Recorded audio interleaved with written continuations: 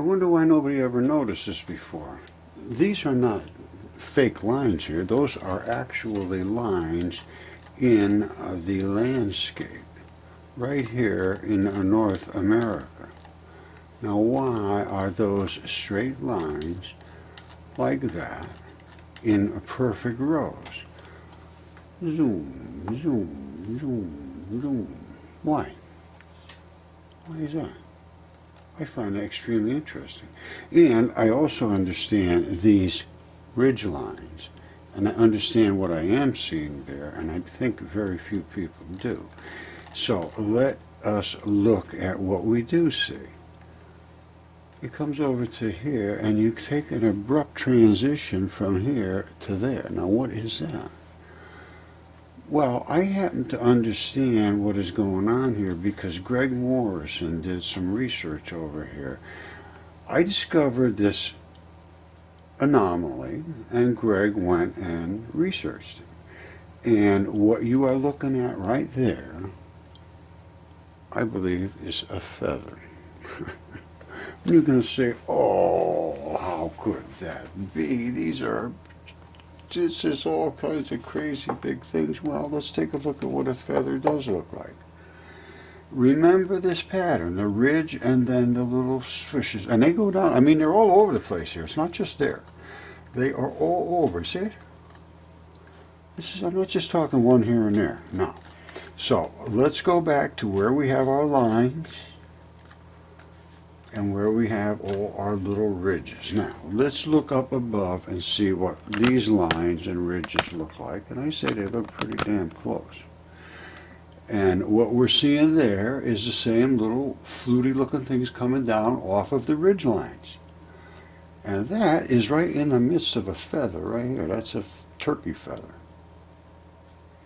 All right, so how could a feather be this big? How could a feather be that? I mean, it's just absolutely gigantic. Well, let's see, is it a part? What else is it a part of? Well, it happens to be part of the feathered serpent. All of this, if you can look at this and understand what you see, and I do now, that is the flutiness of the feathers. You see, all the way coming back to here. That's not anything accidental. That is the feathered serpent pattern. All right? And now Greg did a lot of work out here. I've got all the stuff that he did, and I will be showing it. And actually, I have some. He sent me samples of a feather right here. That's a feather. All right? Like that feather, only this one's a little thicker. All right? And he also sent me a dragon scale from a different type of dragon, I guess. I mean, he went on, he got a whole batch of stuff. I got not only this, I got a whole batch of other stuff, and you'll see it all. And that's the vein and that's the artery of a dragon scale. Now, that little scale went on some little dragon. You know, when I say little, they were good size back then, because this is like the whole East Coast. You see that? That's the feathers. Now, why would I say it's the feathers? Well, maybe it's because of this. All right? That's what they said. The serpent had these. This is our serpent right here, and there's the feathers right here. Now, what else do we have from the feathered serpent? Hold on. Okay, I've done this many times, so I'm going to do a big, complete one time about the different styles of dragons, because this dragon is totally different than one on the East Coast. The East Coast was this feathered serpent. This one has legs and has a whole different story. And as you can see, there's no feathers on this one. It's all dragon scales. You see the scales? See? This is all dragon scales. There's no feathers on this one. And this is his throat, and it runs all the way down. Now, I'm not going to bother getting too detailed, but this is all the runoff of a dead, decaying body. You could talk to any anatomist.